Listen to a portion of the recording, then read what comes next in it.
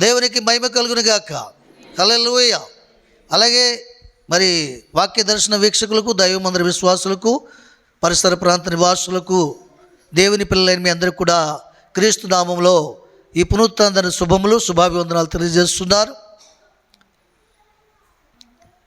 ఈ దినము దేవుడు మనతో మాట్లాడుతున్న అంశం ఏంటంటే వ్యర్థమైన ప్రయాసము, వ్యర్థము కాని ప్రయాసం. వ్యర్థమైన ప్రయాసము, వ్యర్థము కాని ప్రయాసము. ప్రతి మానవుని జీవితంలో ఒక ప్రయాస ఉంటుంది. ఆ ప్రయాస ఎందుకు ఉంటుందంటే, ఒక ఇల్లు కట్టుకోవాలనే ప్రయాస, ఒక యవ్వన పిల్లలు చదువుకుని ఉద్యోగం సంపాదించుకోవాలనే ప్రయాస, ఏమండి తన పిల్లలకు ఉన్నతమైన జీవితాలు ఏర్పాటు చేయాలని తల్లిదండ్రులకి ఒక ప్రయాస, ఏమండి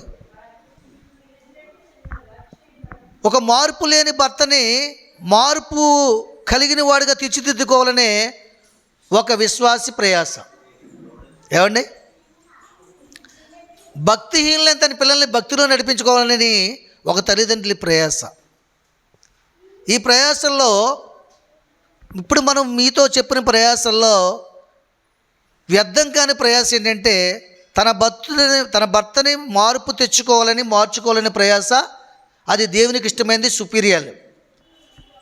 అది వ్యర్థము కాని ప్రయాస. తన పిల్లలైన వారిని, భక్తిహీనులుగా ఉన్న వారిని మార్చుకుని భక్తిపరులుగా చేయాలనేటువంటి ప్రయాస అతి శ్రేష్టమైన ప్రయాస. అది దేవునికి ఇష్టకరమైనది, సంఘానికి క్షేమకరమైనది, మనకు ఆశీర్వాదకరమైనది. అది వ్యర్థము కాని ప్రయాస.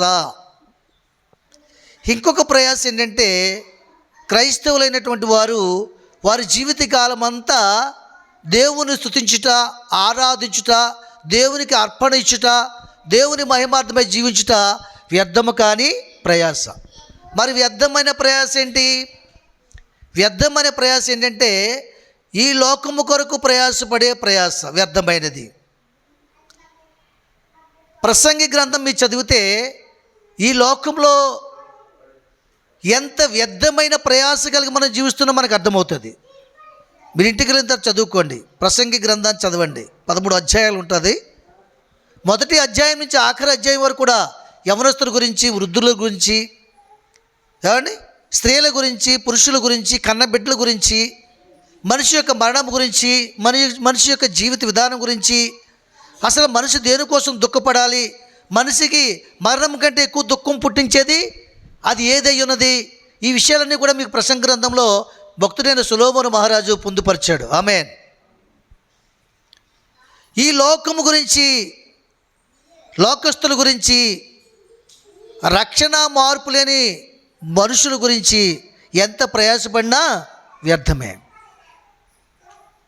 వారి కొరకు, రక్షణ మార్పు లేని ప్రజల కొరకు, మనుషుల కొరకు మనకు ప్రయాసపడాలి.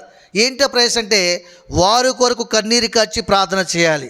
ఆ ప్రయాస వ్యర్థము కాదు. అంతేకాకుండా వాళ్ళ కష్టంలో ఉన్నప్పుడు అప్పులు ఇచ్చి, వాళ్ళకి ఏదైనా కావాలంటే సాయం చేసి, ఇవన్నీ చేసినా వాళ్ళని నువ్వు రక్షణ మార్గంలో నడిపించలేనప్పుడు ఇలాంటివన్నీ చేసి నువ్వు మర్చిపోతారు, తిరిగి నీ మీద తిరగబడతారు, నిన్ను గాయపరుస్తారు, ఏమండి నువ్వేం చేసావని హేళన చేస్తారు. దానికి గల కారణం ఏంటంటే, వారిలో వాక్యము లేదు, విశ్వాసము లేదు. కాబట్టి అట్టి ప్రయాస, లోక సంబంధమైన సహాయ సహకారాలు అందించాలి, మంచిదే. అందించే వాళ్ళకి ప్రేమను పుట్టించే దేవుని వైపు త్రిప్పాలి. ఒకవేళ ఎంత నువ్వు నష్టపరుచుకుంటున్నా సరే, ఎంత నువ్వు ప్రయాసపడుతున్నా సరే, వాళ్ళని దేవుని ప్రేమను గుర్తించలేనప్పుడు, దేవుని వినడానికి వారు చెవియొక్కలేనప్పుడు అట్టి వారి కొరకు ప్రయాసము వ్యర్థం. వాళ్ళు నీ కుమారులు అవ్వచ్చు, కుమార్తెలు అవ్వచ్చు, అన్నదమ్ములు అవ్వచ్చు, అక్కచెల్లెలు అవ్వచ్చు. ఎందుకు వ్యర్థమని చెప్తున్నాడంటే, వారి కొరకు ఇంతకు ముందే తీర్పు తీర్చబడిందంట. ఏంటా తీర్పు అంటే, వెలుగు లోకంలోనికి వెళ్ళి వెలుగుని ప్రకాశింపజేస్తుంది, కానీ చీకటి దాన్ని గ్రహించట్లేదు. చీకటి అనగా ఏంటి? మనం చూసే రాత్రి చీకటి కాదు. ఈ లోకంలో లోకస్తులుగా జీవించే చీకటి మనుషులు, పాపపు మనుషులు, ప్రభు యొద్దకు రానివారు, వెలుగును గ్రహించలేని వారు, వెలుగునొద్దకు రానివారు, వెలుగు అంటే ఇష్టపడలేనటువంటి వారు, వారి లోకస్తులు, లోక సంబంధులు, వారు దేవుని సంబంధులు కాదు. కాబట్టి వారు లోకం కొరకు ప్రయాసపడ్డారంటే దానికి ఒక అర్థం ఉంది తప్ప, దేవుని సంబంధులు లోక సంబంధుల వలె లోకం కొరకు ప్రయాసపడడం వ్యర్థమైన ప్రయాస. ఆమేన్. అవునంటారా కాదంటారా? మాట్లాడాలి మీరు. వ్యర్థమే కదా. చూడండి, ఒక విషయం చెప్తాను మీకు. ఒక తల్లి తండ్రి చాలా పేదవాళ్ళు. తెక్కల కష్టార్జితాన్ని ప్రతిరోజు కూలి పనికి వెళ్ళి, తండ్రి తాపి పనికి వెళ్ళి, తల్లి పాసి పని చేసి ఇద్దరు కష్టపడి ఒక్కగానొక్క కుమార్తెని బాగా చదివించారు.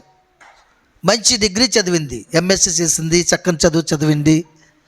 ఈ డిగ్రీ చదివే సమయంలో అయితే ఈ కుటుంబం విశ్వాసం కలిగిన కుటుంబం కాదు, లోక సంబంధమైన కుటుంబము. లోకంలో వారికి ఒక్కగానొక్క బిడ్డని వారిని అభివృద్ధి చేయాలని, ఆ కుమార్తెను ఉన్నతంగా చూడాలని, వారు పేదవాళ్ళు అయినప్పుడు కూడా, కష్టమైన పని చేసి కష్టపడే వాళ్ళు అయినప్పుడు కూడా వాళ్ళ కుమార్తెకి ఆ కష్టం తెలియకూడదని, ఆ కష్టం ఆ కుమార్తె అనుభవించకూడదని, అట్టి కష్టాన్ని అనుభవిస్తే వారు చూడలేక ఉన్నతమైన చదువు చదివించారు. ఈ చదువు చదివే సమయంలో ఒక యవ్వన కుమారుడి యొక్క మాయ మాటల్లో ప్రేమలో పడింది. ఎవరు? కూతురు. ఈ సందర్భం చాలా కాలంగా రహస్యంగా కొనసాగుతుంది. చాలా బలంగా శరీర సంబంధమైన కోరికల్లో, ఇచ్చల్లో, తిరుగుల్లో రకరకాలుగా వీళ్ళిద్దరూ చాలా బలపడిపోయారు. ఎవరు? కుమార్తె, ఆ కుమార్తె కాబోయే యవ్వన కుమారుడు. చాలా బలపడిపోయారండి. చాలా బలపడిపోయి ఎక్కడికి వచ్చారంటే ఆఖరికి బలపడిన తర్వాత ఎక్కడికి వస్తారు? తల్లిదండ్రులకి వస్తారు కదా. వచ్చి, అమ్మా నేను పలానా అబ్బాయిని ప్రేమించాను, మరి నేను పెళ్లి చేసుకుంటాను, మీరు నాకు వివాహము చేయాలి. అప్పటి వరకు తల్లిదండ్రులు తెలియదండి. కానీ ఏమైపోయింది? వారి గుండెలు బద్దలైపోయినాయి. వాళ్ళు పడిన కష్టము, వారు కాచిన చెమట వ్యర్థమైపోయిందండి కదా. చాలా బాధతో ఉన్నారు. అయినప్పుడు కూడా, అమ్మా నువ్వు ఇలాంటి తప్పుడు పనులు చేయడం నేను చదివించలేదు,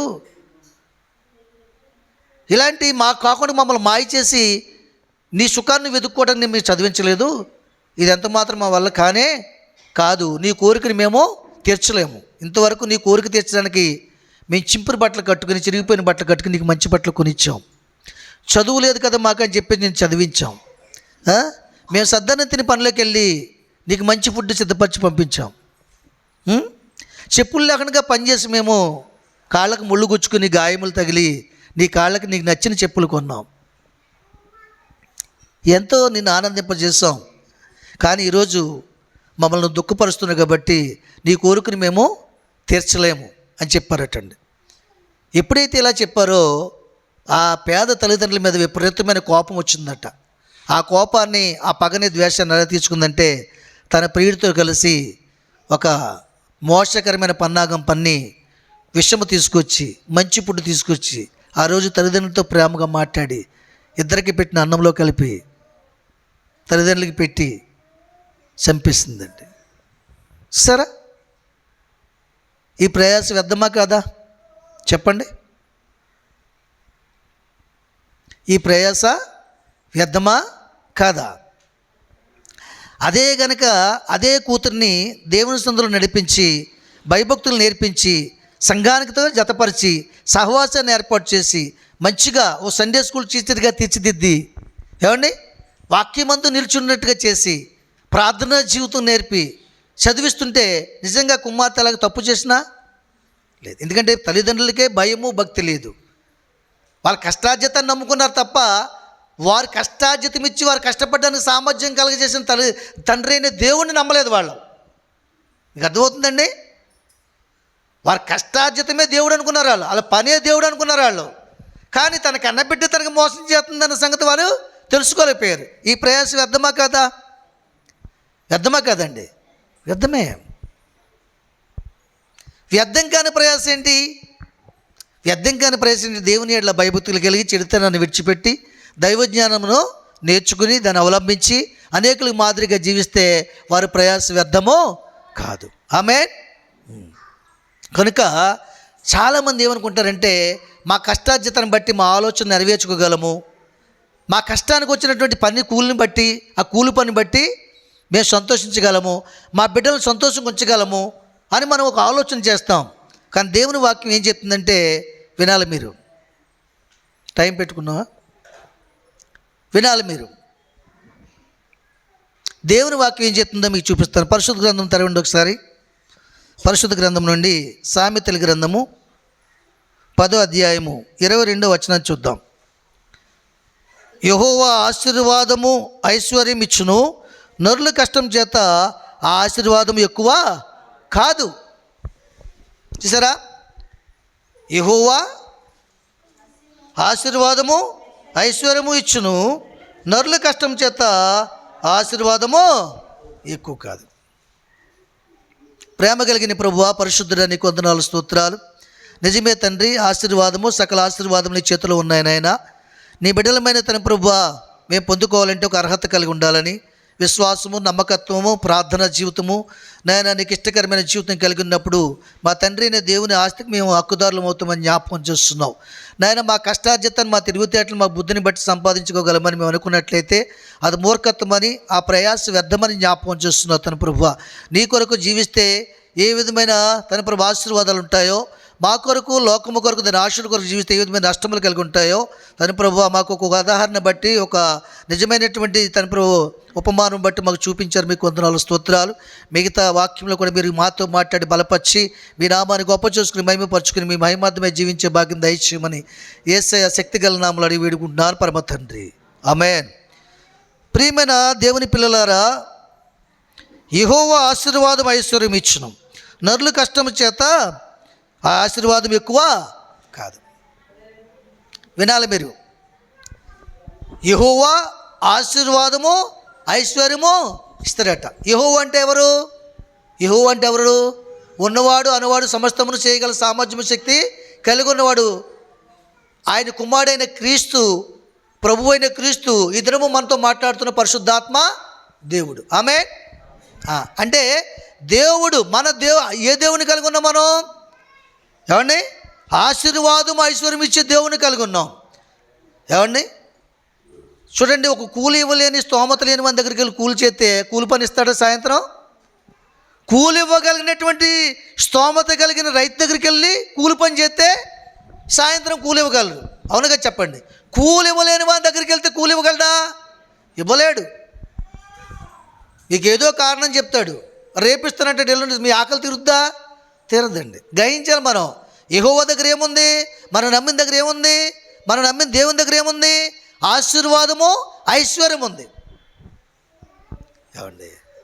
మనమేమనుకుంటున్నాం?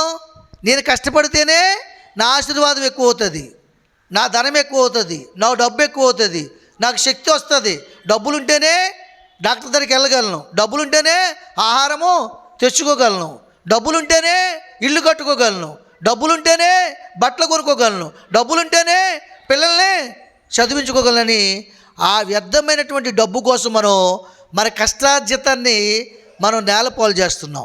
దేవుడు ఉచితంగా ఇస్తానని చెప్తున్నాడు ఆయన. ఎందుకు ఇస్తాడు ఆయన? ఎందుకు ఇస్తాడు చెప్పండి? యెహోవా ఆశీర్వాదము ఐశ్వర్యం ఇచ్చినట్ట. ఎందుకు ఇస్తాడు?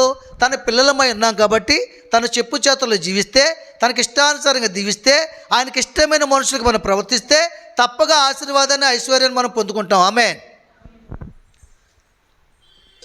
కానీ మనమేమనుకున్నామంటే దేవునికి ఇష్టం లేని పిల్లలకు మనం జీవించకుండా మనకిష్టమైన ఆలోచనలు నెరవేర్చడానికి మనం వ్యర్థమైన ప్రయాసపడుతున్నాం. హల్లెలూయా. నరుల కష్టం చేత ఆశీర్వాదం ఎక్కువ కాదటండి. చూసారా? దేవుని ఆశీర్వాదము నరుల కష్టార్జితం చేత ఎక్కువ కాదటండి. మరి దేనివల్ల ఎక్కువ అవుతుంది? దేనివల్ల ఎక్కువ అవుతుంది చెప్పండి? ఇప్పుడు దానియేలు ఉన్నాడండి.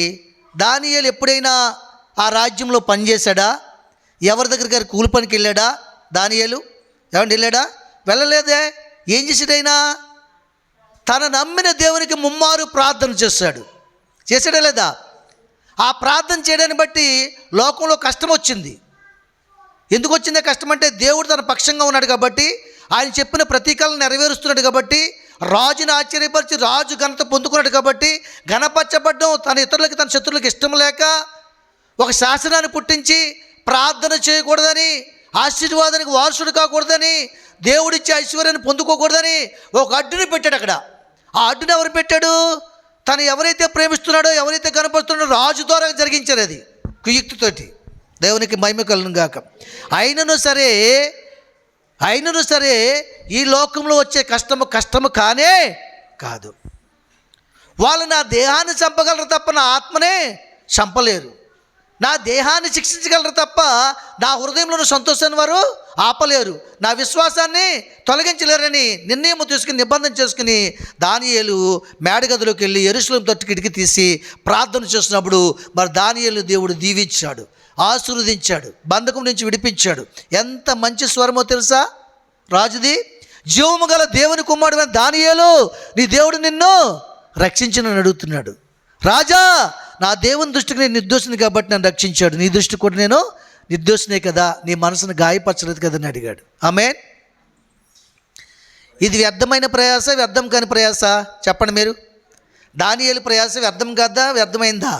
వ్యర్థము కాని ప్రయాస, దేవుని చేతిలో ఉన్న ఆశీర్వాదాన్ని పొందుకునే ప్రయాస. అందుకనే ఏం చేశాడు? ఆ దేశంలో గొప్పవాడిగా ఇచ్చాడు, ఒక అధికారిగా ఇచ్చాడు. ఏమండి, దానియేలు దేవుడే గొప్ప దేవుడని రాజు ప్రకటన చేశాడా లేదా? ఈ దేవుడు తప్ప మరెవరు కూడా ఎవరిని నమ్మినట్లయితే, విశ్వసించినట్లయితే వారిని ఆ రాజ్యం నుంచి వెలివేస్తానని మరొక ఉన్నతమైన శాసనాన్ని పుట్టించగలిగాడు ఒకే ఒక దానియేలు. ఉన్నతమైన శాసనాన్ని, దేశమును మార్చే శాసనాన్ని రాజు హృదయంలో పుట్టించాడు దేవుడు. చెప్పలు కూడా దేవుని మేము పరుద్దాం. నీ విశ్వాస జీవితము, నీ గురి, నీ కష్టం మీద ఆధారపడడానికి వీల్లేదు. దేవుని యొక్క ఆశీర్వాదం మీద ఆధారపడాలి. ఆయన చేతిలో సకల ఐశ్వర్యాలు ఉన్నాయి. ఆకాశమును భూమిని కలుగజేసిన దేవుడు అందులో ఉన్న సమస్తాన్ని నీకు ఇవ్వలేడా? ఇవ్వగలడు. నీ విశ్వాసం గొప్పదై ఉండాలి. దానియేలుని గొప్ప చేశాడు. అక్కడ చేశాడా లేదా? రాజాస్థానంలో గొప్ప చేశాడు. ఆ తర్వాత కుయుక్తిగా ఆయన మీద ఆలోచన కలిగించిన వారు ఎవరో తెలుసుకున్న తర్వాత వారి భార్యలని, బిడ్డలని దానియేలుని ఒక్కడనే వేశాడు సింహాల బోన్లో. ఆ సింహాన్నోళ్ళు ముగించి దేవుడు గొప్ప అద్భుతాన్ని చూపించాడు రాజుకి. ఒక్కడు దేశాన్ని మార్చాడు. ఎంతమంది ఉన్నాం మనం?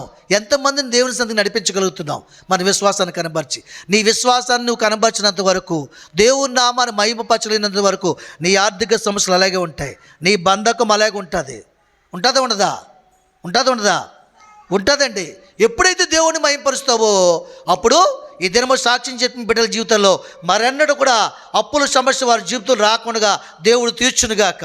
మరెన్నడూ కూడా శరీర అనారోగ్యాలు కలిగి జీవించకుండా స్థిరపరచునుగాక. ఆమేన్. మరెన్నడూ కూడా తనకిచ్చినటువంటి ఉద్యోగమును మరలా రాజు తీసివేసినట్లుగా, పానదాయకుల ఉద్యోగాన్ని తీసేశాడు కదా, అలా తీసివేయకున్నట్టుగా శాశ్వత కాలం వరకు కూడా ఈ సన్నిధుల వారు కొనసాగునైనా హోమ్ ఫర్ వర్క్ ఇచ్చి బహుగా ఆశీర్వదించునుగాక. ఆమేన్. నీ విశ్వాసాన్ని బట్టి నీ కార్యములు ఆధారపడతాయి. నీ భక్తిని బట్టి నీ హృదయంలో ధైర్యం పుడుతుంది. దానియేలుకి ఎక్కడొచ్చింది ధైర్యం? సింహాల భూమిలో వేసేస్తే ఏం చేస్తాయి? అవి ప్రాణాలతోటే తినేస్తాయి. ఎక్కడొచ్చిందో ధైర్యం? దేవుడిచ్చాడు. ప్రార్థన నీకు ధైర్యం చేకూరుస్తుంది. ప్రార్థన నీకు విశ్వాసాన్ని కలిగిస్తుంది. ప్రార్థన నీ బంధకాన్ని విడగొడుతుంది. ప్రార్థన నీ కొరకు మోహరించిన సింహం లాంటి మనుషుల్ని త్రిప్పివేస్తుంది. వాళ్ళ ఆలోచన తలపులను మార్చివేస్తుంది. ఎవరైతే కుయుక్తిగా దానియేలు మీద దురాలోచన చేశారో రాజు తెలుసున్నప్పుడు వారితో పాటు వారి భార్య పిల్లలను కూడా సింహాల బోన్లో వేయించినప్పుడట అవి వారి ఎముకలతో సహా పొడి చేసి తినేయడం జరిగింది. ఆమేన్. దేవునికి లోబడు, అపవాదిని జయించు. సింహాలను జయించి బలం ఎక్కడొచ్చింది దానియేలుకి? దేవునికి లోబడ్డాడు, మరణానికే భయపడలేదు, రాజు శాసనానికి భయపడలేదు. ప్రియులారా, నరులు కష్టార్జితం చేత ఆశీర్వాదము ఎక్కువ కాదు. నువ్వు కష్టపడి నీ దేహానికి నీరసం తెచ్చుకుంటావు, ఒక అనారోగ్యం పాలవుతావు. ఇదంతా పట్టుకెళ్ళి మళ్ళీ ఖర్చు పెట్టినప్పుడు కానీ నీకు ఈ సత్యం గుర్తురాదు. నిజముగా నా దైవజనుడు చెప్పాడు, నిజమే, నా బోధకుని మాట త్రోసివేశాను, దేవుని సంగతి నిర్లక్ష్యం చేశాను, ఇదిగో ఈ దేహానికి అనారోగ్యం వచ్చింది, నేను సంపాదించింది చాలక మరికొంత అప్పు చేసి పెట్టవలసిన పరిస్థితి వచ్చిందని అప్పుడు మనం గుర్తిరుగుతాం. ఆ దినము రాకముందే, ఆ సమయం రాకముందే నీకు ఆశీర్వాదాన్ని, ఆరోగ్యాన్ని ఇవ్వగల సామర్థ్యము, శక్తి కలిగి ఉన్నటువంటి దేవుని సన్నిధిలో మోకరించి ప్రార్థన చేసినప్పుడు నీ ప్రతి అవసరతను తీరుస్తాడు. ఆమేన్. కాబట్టి ఇంకొక మాట కూడా జ్ఞాపకం చేస్తున్నట్టు చూడండి. హగ్గయి గ్రంథము 1వ అధ్యాయము చూడండి. హగ్గై గ్రంథం 1వ అధ్యాయము. చూడండి, హగ్గై గ్రంథం చూడండి, తీసారా? ఎంతమ్మా? చదువు. హగ్గై గ్రంథము 6వ వచనం చదువు. 1వ అధ్యాయం 6వ వచనం చదువు. గట్టిగా చదవాలి. మీరు విస్తారముగా విత్తినను కొంచెమే పండును, మీరు భోజనము చేయుచున్నను ఆకలి తీరక ఉన్నది, పానము చేయుచున్నను దాహము తీరక ఉన్నది, బట్టలు కట్టుచున్నను మీకు చలి ఆగుచున్నది. ఇంకా పనివారు కష్టము చేసి జీతము సంపాదించుకున్నాను, జీతం చినిగిపోయిన చెంచులు వేసినట్లుగా ఉంటుందట. ఆమేన్. చూసారా? మీరు విత్తనాలు విత్తుతున్నారు కానీ పండటం లేదు. మీరు ఆకలి కొని ఉన్నారు, మీ ఆకలి తిరగట్లేదు. మీరు బట్టలు కనుక్కుంటున్నారు, మీ చలి ఆగట్లేదు. ఏమండి? చూసారా? మీరు సంపాదిస్తున్నారు, ఆ జీతము సిల్లి చెంచులు వేసినట్లుగా అయిపోతుందటండి. ఎవరైనా ఇక్కడ ఉన్న వాళ్ళు సాక్ష్యం చెప్పగలరా? ఈ సంవత్సరం కష్టపడి నేను ఒక 50,000 రూపాయలు దాచుంచాను పోస్ట్ ఆఫీస్లో వేసిన మా అమ్మాయి కొరకు అని ఎవరైనా చెప్పగలరా? చెప్పలేరు. కారణం ఏంటో తెలుసా? నరుల కష్టాల చేత ఆశీర్వాదము ఎక్కువ కాదు, దేవుని కృపచేతే ఎక్కువ అవుతుంది. ఇది వ్యర్థమైన ప్రయాస. ఆమేన్. కాబట్టి దేవుని సన్నిధానంలో మరొక మాటని జ్ఞాపకం చేస్తున్నాడు దేవుడు. చూడండి, 1 సమూయేలు గ్రంథము 2వ అధ్యాయము 7వ వచనం చూడండి. 1 సమూయేలు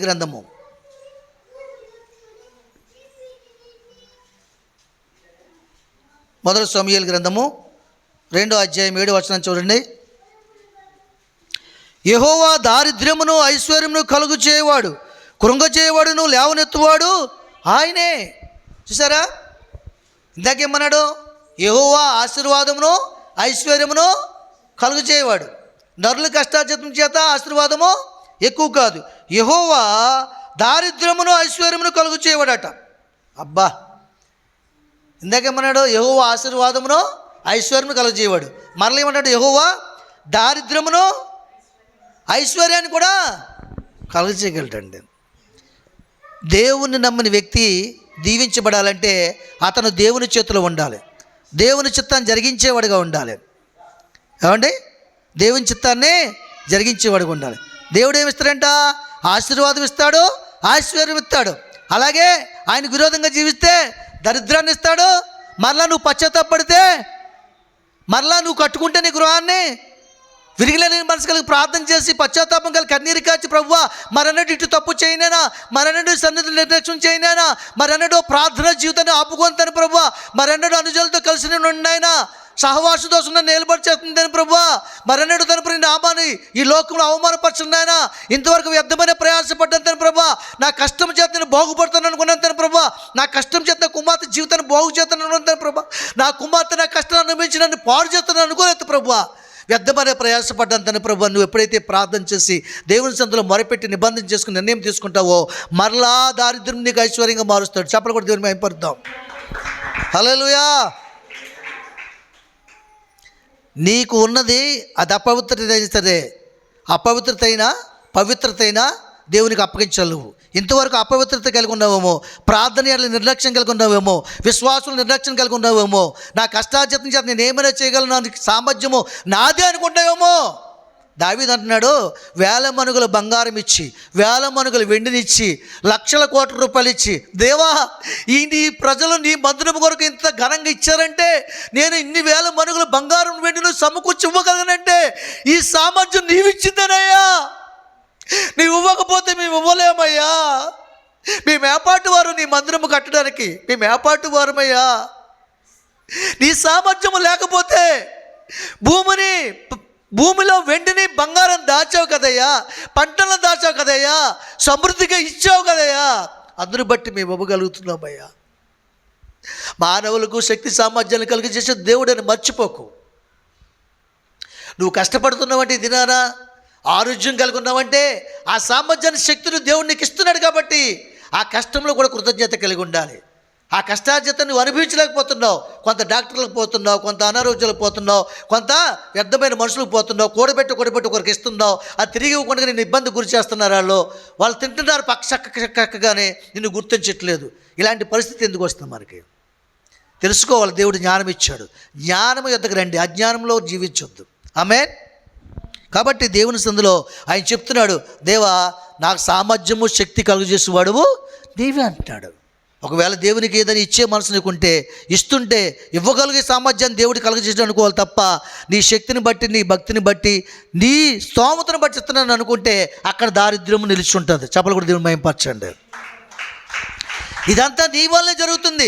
బ్రతికున్నానంటే నీ కృప, ఆరోగ్యంగా ఉన్నానంటే నీ కృప, ఒక ఇల్లు కలిగి ఉన్నాను నీ కృప, 3 బిడ్డలు కలిగి ఉన్నాను కృప, ఆ బిడ్డలు సక్రమంగా నీ సందులో జీవిస్తున్నానంటే నీ కృప. నా భర్తతో నేను సక్రమంగా జీవించగలుగుతున్నాను నీ కృప నాయన. ఇదిగో నా భర్త, నా బిడ్డలు నన్ను ప్రేమించగలిగి 4 ఏళ్ళు మాకు లోపలికి వెళ్ళట్టుగా పట్టడి అన్నం తీసుకొచ్చి పెడుతుంటే ఆ కాళ్ళు బలపరుస్తున్నావయ్యా. ఆయన రెక్కల నిడవనట్టు ఆరోగ్యాన్ని ఇస్తున్నావు తని ప్రభువా. నువ్వు పొందిన జబ్బల చేత మాకు స్వస్థత కలుగుతుంది నాయన. సకలేశ్వరాలు నీ చేతిలో ఉన్నాయి నా తండ్రి, నా ప్రభువా. నీ వంటి ప్రేమ కలిగిన వారు ఎవరున్నారు నాయన? నువ్వు కన్నీరు కాచి చెప్పి నేను ప్రార్థన చేసినట్లయితే నీ దారిద్ర్యం అంతా పోగొట్టి యెహోవా ఆశీర్వాదం ఐశ్వర్యం ఇచ్చునుగాక. ఆమేన్. కనుక దేవుని సన్నిధానంలో మనం ప్రతి విషయం అందు కృతజ్ఞత కలిగి ఉండాలి. యెహోవా ఆశీర్వాదమును ఐశ్వర్యమును ఇచ్చును, ఆయన చేతిలో ఉంది. ప్రియులారా, సస్య సంబంధమైన వాడు దేవుని మాట వినుగాక, ఆత్మ సంబంధం అయిన వాడు దేవుని మాట వినుగాక. విశ్వాసంలో బలవంతులుగా ఉండాలి. ప్రతిదీ కూడా ప్రభువు మీద ఆధారపడాలి. నీ రెక్కల కష్టార్జితం ఎప్పుడు కూడా నీకు ఆశీర్వాదము కాదు. పెట్టిన కొట్ట పొయ్యిలో పెట్ట, అది తినేస్తే మళ్ళీ పెట్ట కోసం వేట 5 రోజు పొద్దున్న అదే సాగుతుంది కదా. అబ్రాహాము దేనిని బట్టి ఆశీర్వదింపబడ్డాడు? ఆయన మాటకు లోబడ్డాడు కదా. సమస్తాన్ని విడిచిపెట్టి ఆయన మీద ఆధారపడి జీవించాడు. ఇస్సాకు దేనిని బట్టి బాగుపడ్డాడు? తండ్రి అయిన భక్తిని కొనసాగించాడు, ఆశీర్వదింపబడ్డాడు. అవునక చెప్పండి. యాకోబు దేని మీద ఆధారపడ్డాడు? తన మార్గంలో మాట్లాడిన దేవుని మాట మీద ఆధారపడ్డాడు. ఇదిగో మరలా నీ స్వజనుల యొద్దకు నేను తోడుకుని వస్తాను, నిన్ను ఆశీర్వదిస్తాను, నీ గొప్పవాడిని చేస్తాను, భయపడకము, వెళ్ళు, నీకు నేను తోడే ఉంటాను అన్నాడు. ఆ మాట నమ్మాడు, విశ్వసించాడు. ఎన్నిసార్లు దేవుడు నీతో మాట్లాడుతున్నాడు. ఎంత ప్రమాదకరమైన స్థితిలో నీ భర్త వెళ్ళిపోతే మాట్లాడి బ్రతికించాడు దేవుడు. నీ కుమార్తె పెళ్లి చేయాలని నిస్సహాయ స్థితిలో ఉన్నప్పుడు ఎన్నెన్ని చేతులు బలపరిచి నీ చేతులు నింపి దేవుడు కార్యం చేస్తాడు. ఈ ఇంటి మీద 4 ఇటుకలు ఎట్టుకోలేను నేను, ఈ ఇంటికి స్లాబ్ వేసుకోలేను అన్నటువంటి స్థితిలో దేవుడు ఎంతమంది దైవజనులను పంపించి, దేవుని బిడ్డలను పంపించి సహాయం మంది నీ గృహం కట్టాడు. ఆ గృహంలో ఆయన ఆనాదనే మహిమపరుస్తున్నావు. ఇది నాన్న ఇంకనూ అభివృద్ధి చేస్తాడు దేవుడు. కృతజ్ఞత కలిగి ఉండాలి. నీ బిడ్డల కొరకు ఎల్లప్పుడూ ప్రార్థన చేయాలి. మామూలు లోకంలో లేము మనం, భయంకరమైన లోకంలో అపాయకరమైన కారణంలో ఉన్నాం మనం. బిడ్డల కొరకు ఎవరైతే ప్రార్థన చేయరో వారి దుఃఖము వారి జీవితంలో. యోబు తన బిడ్డల కొరకు ప్రార్థన చేశాడు, దేవుని కోసం నిలబడ్డాడు, తిరిగి రెట్టింపు ఆశీర్వాదాన్ని పొందుకున్నాడండి. దావీదు తన బిడ్డల కొరకు ప్రార్థన చేశాడు, బిడ్డలను దేవుడు ఆశీర్వదించాడు, ఆయన సింహాసనం ఆయనకు ఇచ్చి ఆశీర్వదించాడు. యెహోవా ఆశీర్వాదం ఐశ్వర్యము ఇచ్చునుగాక. ఆమేన్. నీ కష్టార్జితం వల్ల ఏది కూడా అభివృద్ధి కానే కాదు. ఆమేన్. దేవుడి మాటలు దీవించునుగాక. ఆమేన్.